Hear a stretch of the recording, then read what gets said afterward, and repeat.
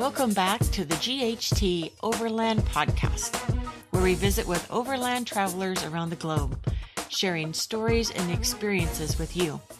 This is part 3 of our interview with Ernesto and Taisa with Overland The Americas. That's right. The power-packed interview we had with Taisa and Ernesto provided such great stories and knowledge. We're giving you a bonus episode. Last week, we learned about border crossings, not to hire a quote-unquote helper, or those aggressive guys with lanyards in Central America, and of course a lot more on communications, mapping, how quick and powerful the Garmin InReach is when activated, even by mistake. Don't do that. And what else stood out to you, Lisa? Not using paper maps while driving. What do you mean? Well, it takes me back to when we go on trips that it just added a little friction. Oh, I remember. I would hand you the map, or you would have the map. Yeah. And we'd be driving. Well, co-pilot. Yeah, co-pilot. And you would start turning the map upside down, or whatever way, probably instinctively was exactly north, but not the direction we were going. Right. Because north is very substantial, and it's always gotten me out of some sticky situations. Substantial is good. But you didn't like the rattling of the paper? I think not using paper maps while we're driving is especially a good idea. Okay. I agree. This week, we pick up where Taisa finishes telling us why a newer vehicle was their final choice opposed to an older overland vehicle. They also tell us their most valuable recovery gear is a set of Max Tracks, and a great story on almost running out of gas in the middle of nowhere, and so much more. So buckle up, here we go.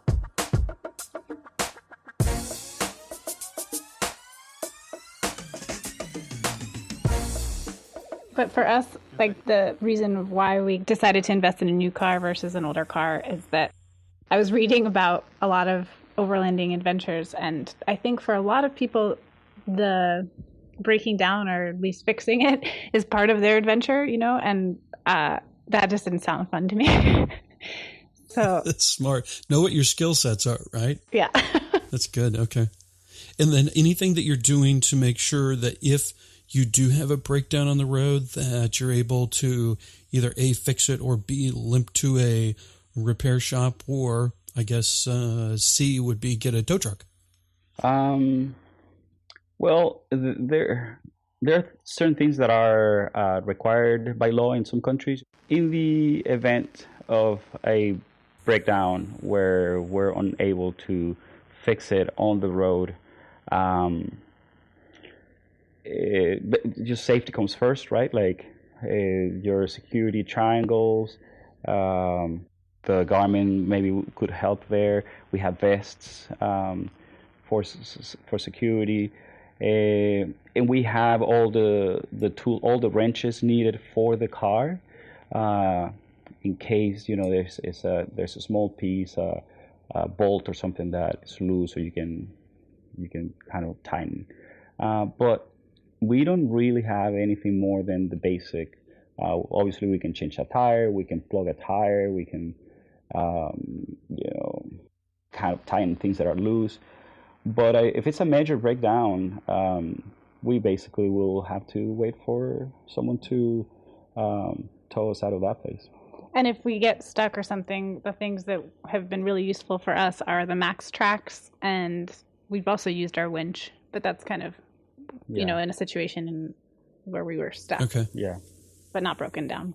Okay, so you would think that the weight and the space that the Max Tracks take up, is that something that you would unquestionably always have with you? The answer is yes. For any of the recovery gear, if there's one piece of recovery gear you are planning on getting, I would say Max Tracks is the way to go. More than a winch, which is way more heavy. maybe a strap, but the max strikes have saved us multiple times. Multiple times. It's also we like to get sometimes in places that are more remote. So we've used them in sand, in snow, in mud. Okay. Mm-hmm.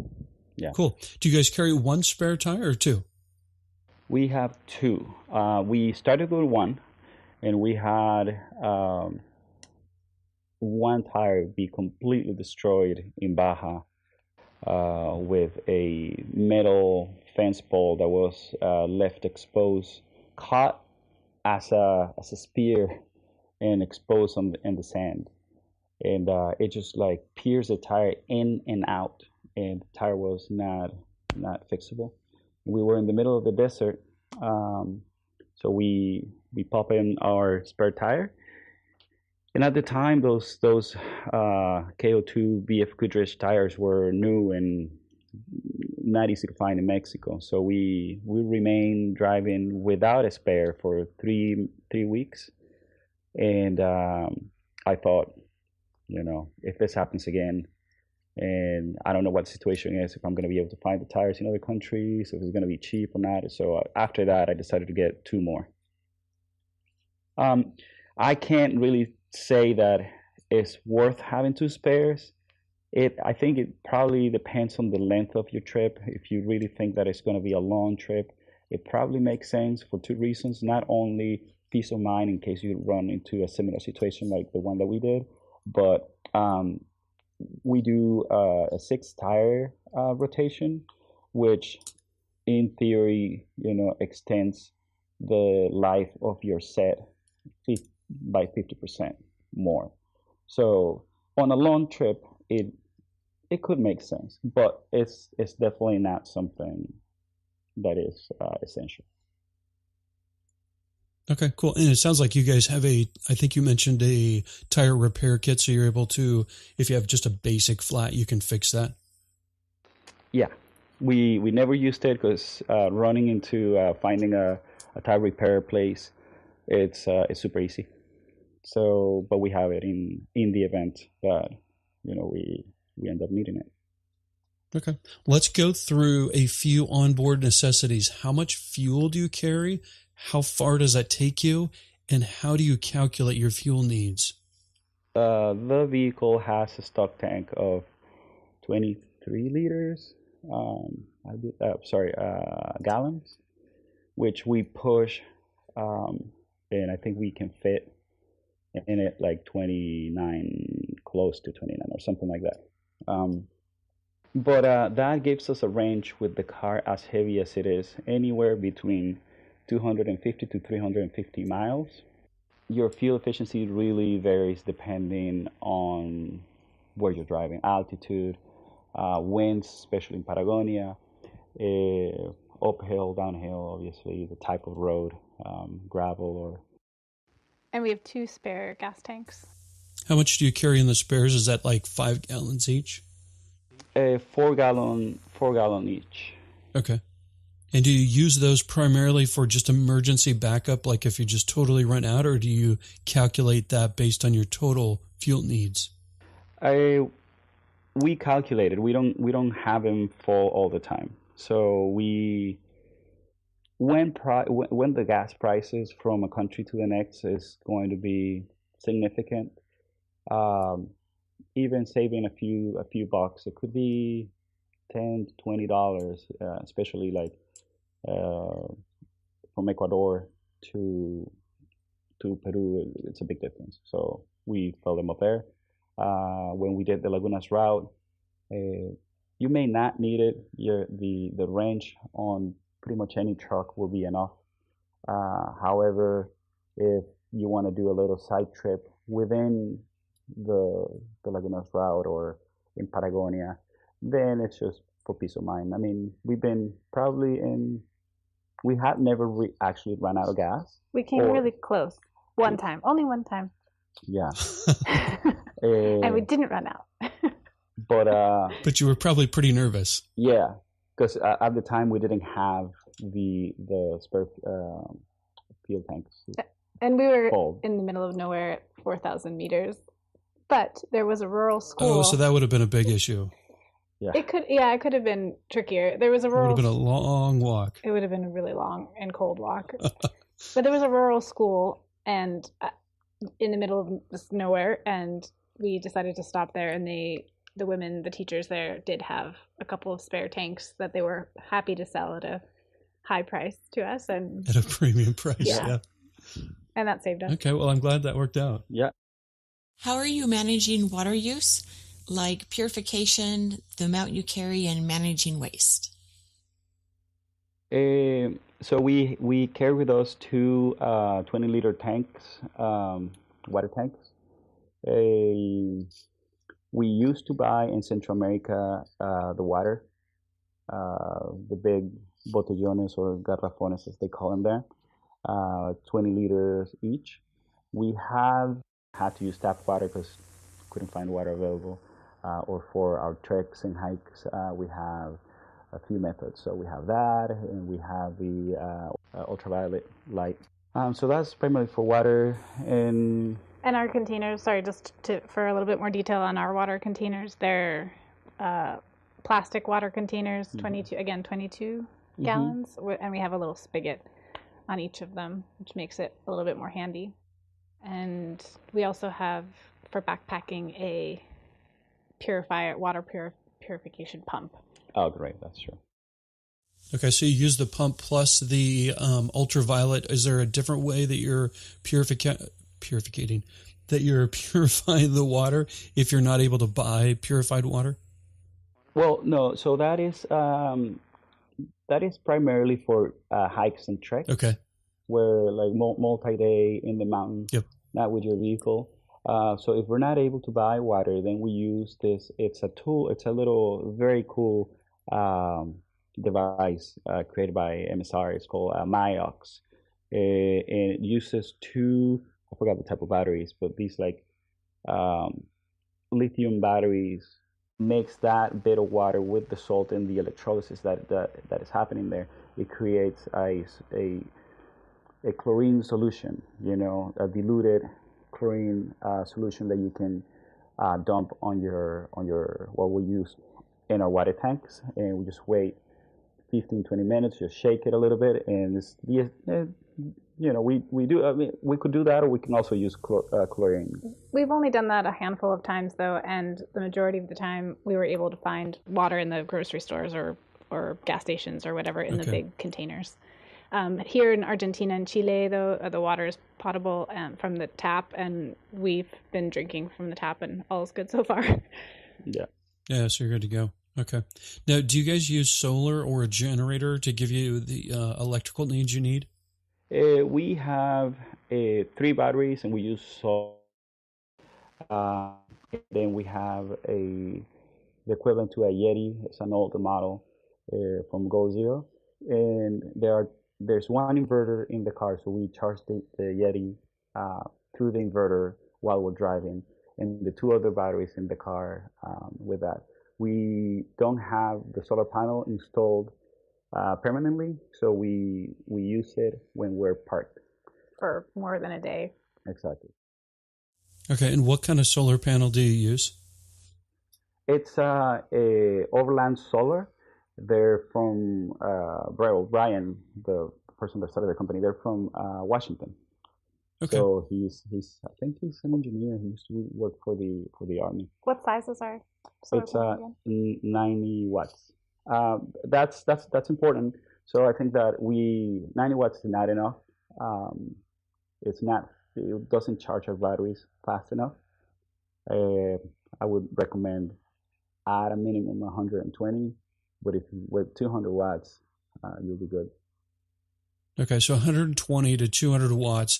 And are you happy with a setup where it's not permanent, so you have a little more flexibility there and you can just set it up when you need to? It does help. If I could do it over again, I will have both options, I think. Because sometimes if I have it installed permanently, most of the time, if you're driving, your batteries are charging anyway through the alternator and the inverter for the Goal Zero. So it doesn't really do anything, right? Except when you're parked. And are you parked on? You most of the time want to park under a tree or a shade, so it's kind of like, oh well, but that's my solar panel right there. So um, I will have both options. A couple of solar panels. Okay, very good. Do you have any means of heat for your rooftop tent? We have an electronic mattress pad that we have used a few times, mostly in Bolivia and Peru.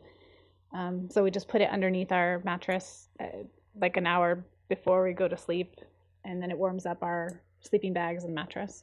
But in terms of a heater, no. Yeah, so it's a 12-volt electric blanket. Mattress pad. Okay. But yeah, essentially same concept. Do you know like the brand or where you got it? We have it on our website, I believe. We have a gear section, and we have everything there. Okay. Like I don't remember at the top of my head. Yeah, we'll look it up. Sounds pretty cool. You're pretty happy with that? Yeah, I think it's very handy. Okay, very good. Anything that we've missed?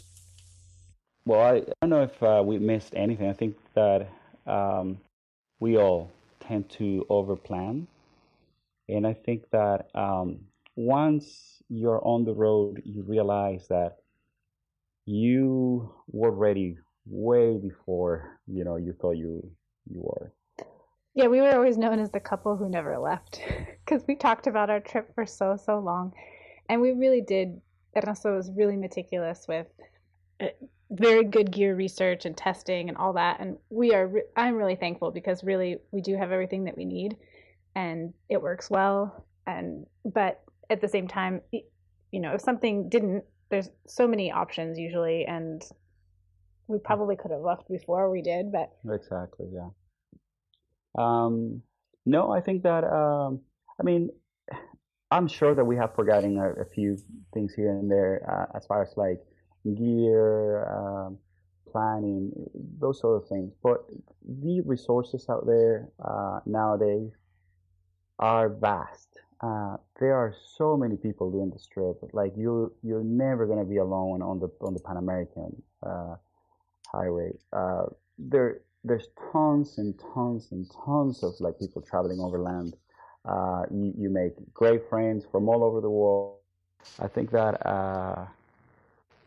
I think that there's only so much really you can prepare for the trip. I mean, and that part is easy. I think that the hardest part is just getting on the car and going, but more probably an attachment of things, like feeling a little insecure or not confident enough that you're ready, which I think is what happened to me. I think like we were on denial, like oh, we always need something else and something more, and I don't.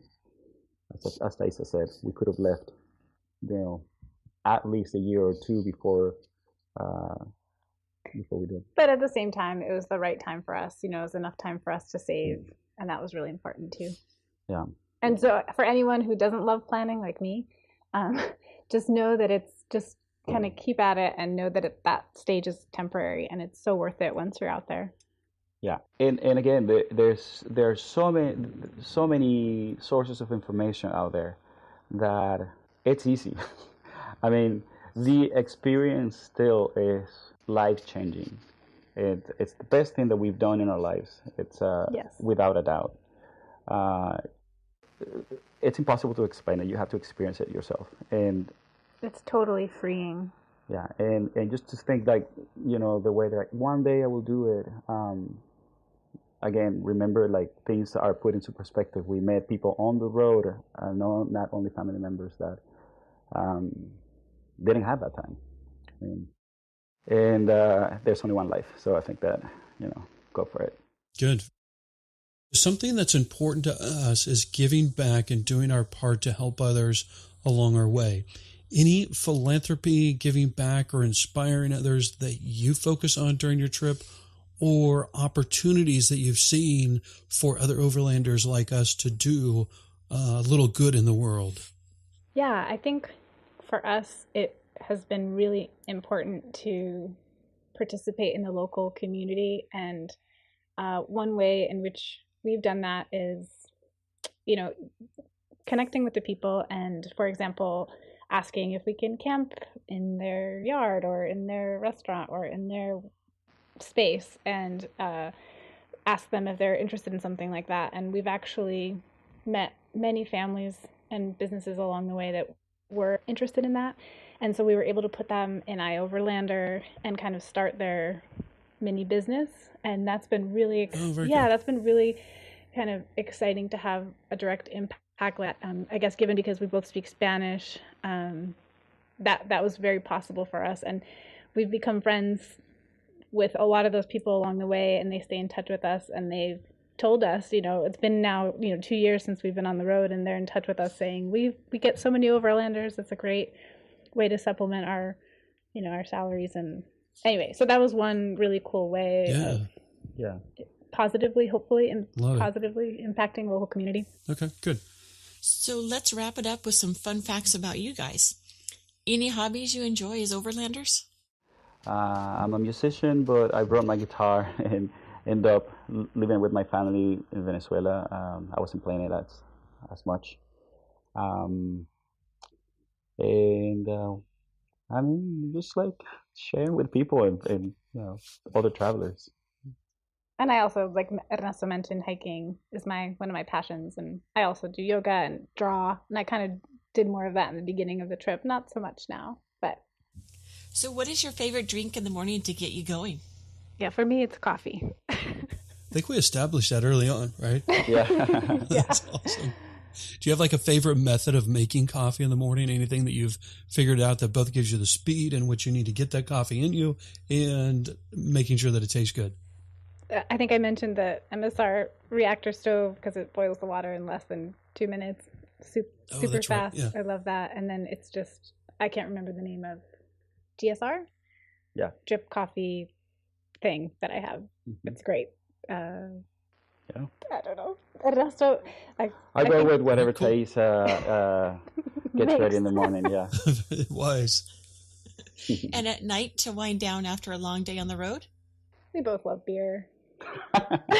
Sure. Very good. Well, you're from the Pacific Northwest. You lived in Seattle for quite a long time. What's your favorite beer? Ooh. Or type of beer? IPAs. Yeah, we both love IPAs. The dark.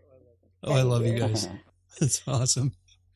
And what is your best advice to aspiring overlanders like us? You guys probably have tons of info now with all the cool podcasts you've done. I think that if you are in the right place, like financially, because that's the one thing that you really have to be ready, really ready. Everything else just fall in place. Just get going. You'll love it. You will never want to go back. Yeah, it's great. I think I read it in a great interview with Otto, the Otto interview. This couple that kind of traveled the world essentially, and in their vehicle, and he said just to be patient. If you get stuck or whatever, like everything will pass, and you have the time. That's the great thing about this trip is that you have a lot of time, and so why not be patient? Yeah. Anyway, patience has been really important. Yeah, I think that we set out to do the trip in a year and a half, and we're still going at it. We learned how to stretch our money and realize that there isn't, like when you travel a little slower, things are easier to soak in, to absorb and process all that you've seen. Right. You become more appreciative of everything you're living, the good and the bad. You're less stressed. You really fall into the rhythm of it. Just listen to that natural rhythm. Okay, good. How can our listeners learn more about you and what you're doing? So we have a website. we have a lot of photos. We intended to write a lot more. We haven't, but we will eventually. But we do provide a little bit of resources there. It's overlandtheamericas.com. Mm-hmm. You can see our route in real time. You can see galleries per country, budgets, how many miles we've driven. So some facts. It's not very, doesn't have much writing but it provides links to other people and other travelers, other overlanders that are very inspiring as well. And some awesome photos. And some amazing photos. Yeah, those photographs are awesome. And I believe our listeners, if they wanted to pick up some photos, I saw in there it's like $5. Do you like for an electronic version of that photo, and then they could have that printed or whatever? Yeah, you can use it as you please. They're high-res, professional size, like massive files that you can use for any purpose. So I think that'll help us a little bit, obviously, to get a few more miles on the road. But we just do it just to, it's just fun, just to share. Document our trip. Yeah, they're absolutely beautiful. So we've got the website, which is overlandtheamericas.com. How else can our listeners get in contact with you or see what you're doing and get a feel for some of those beautiful photographs? We've been going, have our social media account set up, same name, Overland The Americas, on Instagram and Facebook and Pinterest. Taisa has done a great job. She has like different boards and it has the gear, national parks that we visited, all the kind of good stuff that is also a nice resource. And any of these like social media outlets, you can reach out to us through any of those. Yeah, messaging, email, we love having conversations about. We're pretty adamant at getting back to people, because that's been really, really good for us. We end up meeting people, locals, through that, like extend invitations just to hang out and meet, and just the amount of things that you learn from a country or locals, it's incredible. So yeah. All right, very good. Any more information you'd like to give or useful resources our listeners should check out? I think that under our inspiration page, there are so many people that we met. Some we just know of, but we have links to all the travelers that we've met along the way who have either a website or a social media account, and we have links to those on our inspiration page. Yeah. And that's just, again, to get you inspired. A lot of people do have some excellent blogs, a lot more information, say, than our site. Mm-hmm. Exactly. And there's a lot of hype with this like overland term, but like people believe that they need a really outfitted vehicle to go out and do this, and you don't. That's why I think like it's worth going checking out the amazing people that are traveling overland in all sorts of rigs, and they are incredibly inspiring. It's just their stories. It's wonderful. I think that before we left on our trip, I was doing that, and it was sort of a torture for me, because I just so wanted to go on the road, like get on the road so bad. But that kept pumping all that energy, and yeah, I mean, if you're looking for inspiration, there's a lot of it out there. Great. And you two have been very inspiring today. So thank you so much for your time. We are grateful and humbled that you've given us such an amazing look into your world, your experiences, and your knowledge. So safe travels to the both of you. We truly hope that our overlanding paths cross again sometime. That would be wonderful. Thank you. Us too. Thank you so much, guys. Like, we really appreciate the opportunity that you guys have given us to do this. It's the first time that we do a podcast. I personally think that I am a little bit more on the shy side of things, but it was so easy going and so fun to carry this conversation with you guys. Great. It was a lot of fun. Thank you. Bye. Bye. Cheers.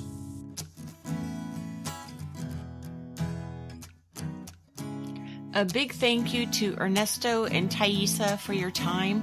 So many of our listeners around the globe have enjoyed and learned so much from your stories and experiences. Yes, thanks, guys. It was wonderful getting to know you and talk to you, and I'm sure that so many of our listeners feel exactly the same way listening to 3 full episodes of your experience. Be sure and visit their website at overlandtheamericas.com. They've done an excellent job of putting together a very comprehensive website, from a gear selection to other general information. It's really well put together. So go over there, take a look. Overlandtheamericas.com. Ernesto does amazing photography. You can get high resolution copies of his photography for only $5 a copy. So run over there and get yourself a couple dozen of those. Put them on the walls. They're great pictures. And you can help support them, which is important at the same time. What else do we have, Lisa? Oh, then you want to be sure, and also if you want to keep up with their travels, you can do that through their website, but social media, everything they're under is Overland The Americas. Super, super cool, super fun couple, just like everybody that we've interviewed, which has been a lot of fun. Absolutely. I think his photography is just an inspiration. So if it's something that you're not able to take a trip, but you can enjoy through his expression, order a dozen, like you said, plaster them all over your walls. They're just beautiful. So be sure to visit the show notes page on our website at GHToverland.com. Click on podcasts, then select the Overland The Americas episode. All the details and helpful links mentioned throughout each of these 3 episodes are there for you. We also, if you scroll to the bottom of the page, you'll see each episode hosted by SoundCloud. Whether you use SoundCloud or not, let us know if that's working for you. You can send your feedback to GHT Overland Podcast at gmail.com. We'd love to know what your thoughts are and how you listen to the episode. Are you walking the dog right now? Are you working out? Are you driving to work? Are you driving to Africa or Canada? Oh. So let us know. So also note, if you're in the Pacific Northwest, or you can make it to the Pacific Northwest, and it's still 2018, before June 28th, we will be at the Northwest Overland Rally, June 28th through July 1st in Washington State. So stop by, visit our booth, say hi. We'd love to meet you. Absolutely. That would be exciting. Now, before you race off, it would mean the world to us if you'd share the podcast with a friend or two. Then click on some gold stars for a nice rate and review. Give GHT Overland some podcast love so we can reach as many overlanders as possible. Passing on priceless experience, knowledge, and stories of overlanders doing good in the world. See you next week. Bye.